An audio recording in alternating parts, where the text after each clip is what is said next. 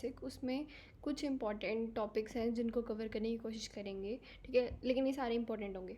Okay, blood, जो blood है उसको हम ब्लड एंड वाइट स्टेन में बहुत कन्फ्यूजन होता है, तो जितना आसान बनाने की कोशिश करते हैं। ब्लड में होता है स्क्रीनिंग टेस्ट, पहले आप स्क्रीन करोगे, आपको कोई ओल्ड वो स्टेन मिला है, अब आपको उसको स्प्रे करके देखना है। वो सीआईडी में दिखाते नहीं थे, वो लोग कुछ ऐसे स्प्रे करते थे, ब्लड के निशान आते थे, तो बस वही है। मान लो अब किसी ने क्या किया, खून करके पोछा मार दिया, अब पोछे में से निकालना है तो हम सबसे पहले स्क्रीन करेंगे। अब पूरी की पूरी फर्श तो नहीं लेके जा सकते ना अपनी फॉरेंसिक में, तो हम उसको स्प्रे करके देखेंगे, अगर हमें कुछ मिला तो फिर हम सैंपल ले सकते हैं। अब कंफर्म कैसे करेंगे, अगर हमारा कोई ओल्ड प्यूट्रीफाइड स्टेन है, पुराना स्टेन हो गया, ठीक है, तो हम उसको स्पेक्ट्रोस्कोपी से कर सकते हैं, ठीक है। ये इंस्ट्रूमेंट्स होते हैं, सल्फा हीमोग्लोबिन को हम ढूंढ सकते हैं। माइक्रोस्कोपिक में होते हैं हमारे दो, टिकमैन एंड टाकायामा। कैसे लर्न करें, अब इसको आसान लर्न करते हैं। टिकमैन होता है ब्राउन मुंडे, मैन से मुंडे याद रखो, ठीक है, तो ब्राउन मुंडे मतलब ब्राउन कलर का दिखेगा रोम्बस शेप में। टाकायामा होता है हमारा पिंक फेदरी, आपको एक याद हो गया, दूसरा अपने आप याद आ जाएगा, ठीक है, हो गया ईजी। अब नेक्स्ट चलते हैं हम पहले वाइट स्टेन पे। वाइट स्टेन के अंदर अब स्क्रीनिंग कैसे करनी है, अब कोई भी वाइट स्टेन, अब ज़रूरी नहीं है ना सीमेन सैंपल हो, तो हम क्या करेंगे, पहले तो स्क्रीनिंग में यूवी रेज दे देंगे हमेशा, हम ना स्प्रे रेज जो इजी पड़े हमें, ठीक है। अब ओल्ड एंड ड्राइड है तो हमने क्या किया, उसको एसिड फॉस्फेटेज, हमारा ये सिक्रीट होता है ना इसमें सीमेन के अंदर एसिड फॉस्फेटेज तो होता ही है, तो उसको करके देखा, नहीं पता चला। ओल्ड प्यूट्रीफाइड है, ओल्ड ड्राइड अलग बात होती है, ओल्ड प्यूट्रीफाइड है तो आप क्या करो, क्रिएटिन फोस्फोकाइनेज को टेस्ट कर लो, क्रिएटिनिन फोस्फोकाइनेज, ठीक है।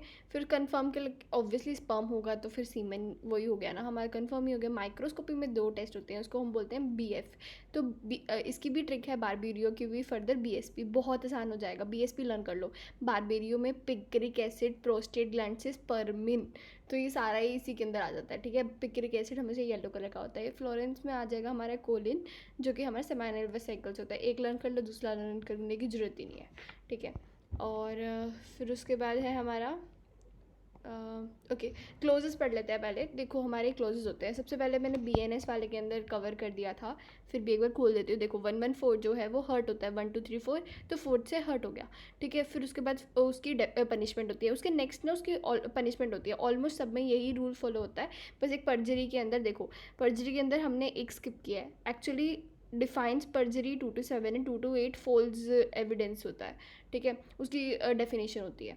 ओके 114 हो गया, उसके बाद हर्ट की पनिशमेंट होगी, फिर ग्रीवियस हर्ट की डेफिनेशन होगी, ग्रीवियस हर्ट की पनिशमेंट होगी, एंड ये इंडेंजर वेपन 118 हो जाएगा, ठीक है। ग्रीवियस हर्ट की डेफिनेशन के अंदर आते हैं हमारे क्लॉजेस, तो इसको 8 करने हैं, हमें कैसे याद करेंगे, सबसे पहले तो हम वन होता है इमैस्कुलेशन। इमैस्कुलेशन मतलब फर्टिलिटी से रिलेटेड है, कि उसके इस तरीके से इंजरी होगी कि वो बिल्कुल परफॉर्म ही नहीं कर पा रहा, ठीक है। फिर सेकेंड वाले के अंदर आ जाएगा 242 आइस, ठीक है, permanent privation of ice, ice ख़राब कर दी दो। अब आँख के बाद क्या आएगा, कान, कान आ गया, उसके बाद फिर हमारा जॉइंट का हो गया। फिफ्थ में क्या करना है, तुम्हें पूरा डिस्ट्रॉय कर दो जॉइंट को, एंड सिक्स के अंदर उसके फेस पे मारो, ठीक है। देखो जॉइंट्स, आँख, कान, ये सारे सेंसेस हो गए चलने के लिए, ये ज़्यादा इंपॉर्टेंट हो गए। अब फेस, अब बेचारा सुंदर नहीं दिख रहा, उसका हेड पे मार दिया, उसके सर पे लग सकती है, अंदर भी जा सकते हैं ना, तो अब उसको मारो, ठीक है। ऐसे जो कॉस्मेटिक प्रॉब्लम भी आ गई फेस वगैरह पे, उसके डिसलोकेट कर दो तुम उसके बोन को एंड टूथ को, तो मतलब तुमने फ्रैक्चर वगैरह किया है, that is a grievous hurt अगर किसी लड़ाई में, या फिर टूथ को किया है, तो that will come under 7th। 8th के अंदर क्या होता है, जो उसकी लाइफ ही ख़त्म कर दे, एंड इम्पेयर्ड एक्टिविटी हो 15 डेज़ के लिए। हर्ट के अंदर भी ना अब जो डेफिनेशन है ना, वो 15 डेज़ के लिए, इसलिए 15 डेज़, पहले 20 हुआ करता था, पहले का छोड़ो, 15 डेज़ हो गया। नेक्स्ट चलते हैं। अब देखो ऑर्गन प्रिजर्वेशन वगैरह ये सब हम कैसे करेंगे, देखो हमारे दिमाग में ना चलता है फॉर्मेलिन, क्योंकि हमने एनाटमी में वो ना अलग प्रोसीजर होता है, ठीक है, एम्बाल्मिंग होती है उसमें, एंड वो क्या करते हैं, सारे के सारे ना ब्लड को निकालते हैं ताकि ब्लड ग्रे बन जाती है, मम्मीफाइड बन जाती है, and then we can perform हमारा एनाटमी की क्लासेस, डाइसेक्शन उनके ऊपर। बट ये हमारा डाइसेक्शन थोड़ी ना है, तो हम, या फिर HP हमें कुछ चाहिए होता तो फॉर्मेलिन के अंदर, वो फॉर्मेलिन जो होता है ना वो डिस्ट्रॉय कर देता है उसके सारे के सारे चीज़ों को, तो हम फॉर्मेलिन को नहीं करेंगे, लेकिन हमें विसरा के कंटेंट वगैरह को प्रिजर्व करना है, तो हम कैसे करेंगे, ऑर्गन्स को करते हैं हम ओवरऑल बेस्ट पूछे जाए तो रेक्टिफाइड स्पिरिट, ठीक है। लेकिन फिनोल, अल्कोहल एंड फॉस्फोरस, इन तीनों के अंदर हम नहीं करते, पाप लगेगा अगर तुमने इसको आंसर दिया, ठीक है। ऐसे लर्न कर लो ना, PAP है तो phenol, alcohol and phosphorus. Most commonly overall क्या हुआ हमारा, नमक, ठीक है। नमक में करते हैं प्रिजर्व, काफ़ी जगह पे तो ये प्रैक्टिस भी करते हैं, उनको पता भी नहीं होता वो क्या कर रहे हैं, लेकिन ना जैसे अगर दफनाते हैं ना तो नमक डाल देते हैं, ठीक है। तो उसके बाद ब्लड के अंदर आता है NaF प्लस पोटाशियम ऑक्जेलेट, ये याद आ रहा है। NaF इनोलेस को हमारा इनिबिट करेगा, ग्लाइकोलाइसिस, ग्रे वायल, एंड ये एंटीकोएगुलेंट हो गया हमारा पोटाशियम ऑक्जेलेट, वही है ब्लड का। थाइमोल हमारा यूरिन क्या होगा, HP हमारा ऑटोप्सी से रिलेटेड नहीं है, बस ये बता दिया। वायरोलॉजिकल के अंदर हमें लिक्विड नाइट्रोजन ग्लिसरॉल देना है, वायरस को पाल रहे हो तो ग्लिसरॉल दे दो, नाइट्रोजन दे दो उसको ताकि वो जिंदा रहे। ऐसे DNA एनालिसिस होता है हमारा, जो कि बेस्ट होता है बाय ब्लड।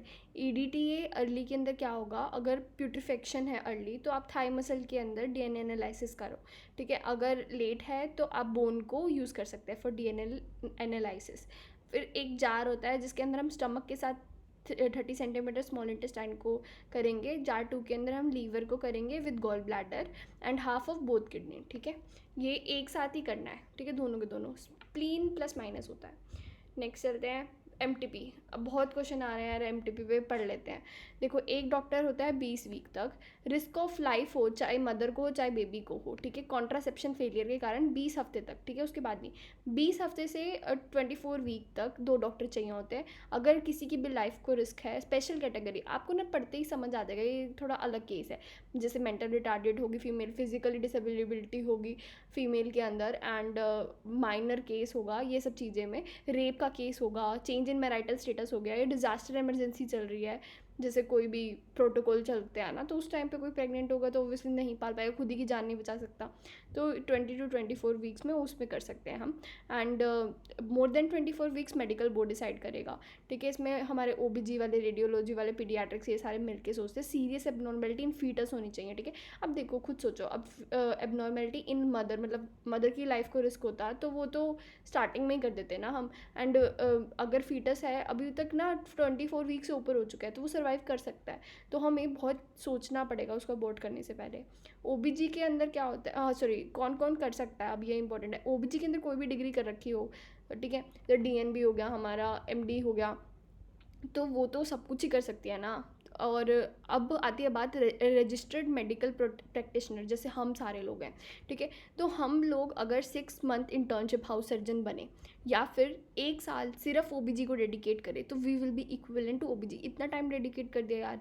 एंड RMP अगर 25 MTP देखे और उसमें से 5 खुद करे तो हमारा 9 से 12 हफ्ते तक कर सकता है, ठीक है, उससे थोड़े कम लेकिन कर सकता है। लेकिन अब एक नया आया है, अगर सिर्फ 3 महीने तुम काम कर लो इन OBG डिपार्टमेंट या फिर 10 MTP के एक्सपीरियंस ले लो तो तुम मेडिकली अबॉर्ट कर सकते हो 9 वीक, क्योंकि 9 वीक तक मेडिकली अबॉर्शन हो सकता है, ठीक है। और मीजोप्रोस्टोल को यूज़ करेंगे विद हम मेफिप्रोस्टोन।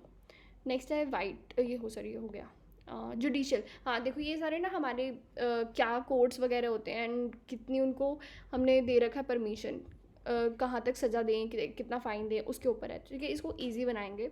जुडिशियल जो होता है उसमें सेकंड क्लास फर्स्ट क्लास होता है। सेकंड क्लास जो है वो 10K तक दे सकता है। अब सेकंड क्लास ट्रेन का डब्बा इतना अच्छा नहीं होता ना as compare to first class, तो सेकंड क्लास वाले को 10K दे दिया 1 ईयर, ठीक है। अब इसको बढ़ाते जाओ 50K, 3 ईयर, 7 ईयर।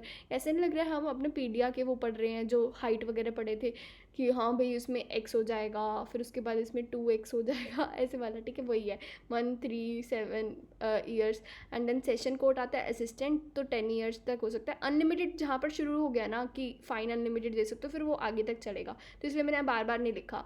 अब असिस्टेंट सेशन के अनलिमिटेड हो गया, 10 ईयर हो गया, 1, 3, 7 एंड आपने 10 कर दिया। अब देखो एडिशनल एंड सेशन कोर्ट आता है उसके बाद ना, तो D 2 बार आ रहा है, वो बता रहा है खुद, मैं डेथ दे सकता हूँ, तो डेथ या फिर लाइफ इम्प्रिजमेंट दे सकते हैं। एंड डिस्ट्रिक्ट सेशन भी फिर death in life imprisonment unlimited हो गया सब जगह। हाई कोर्ट जो है ना वो डेथ सेंटेंस को चेंज कर सकता है। देखो अब ये नया आया हमारा 4, 5, 6 ऐसे बोलो इसको, 4, 5, 6 BNSS। इसमें क्या होता है, अगर कोई फीमेल प्रेग्नेंट है उसको डेथ बोला हुआ है तो उसको परमानेंट लाइफ में लाइफ इम्प्रिजनमेंट दे दो इंस्टेड ऑफ दैट। एंड अगर चेंज भी करनी होती है डेथ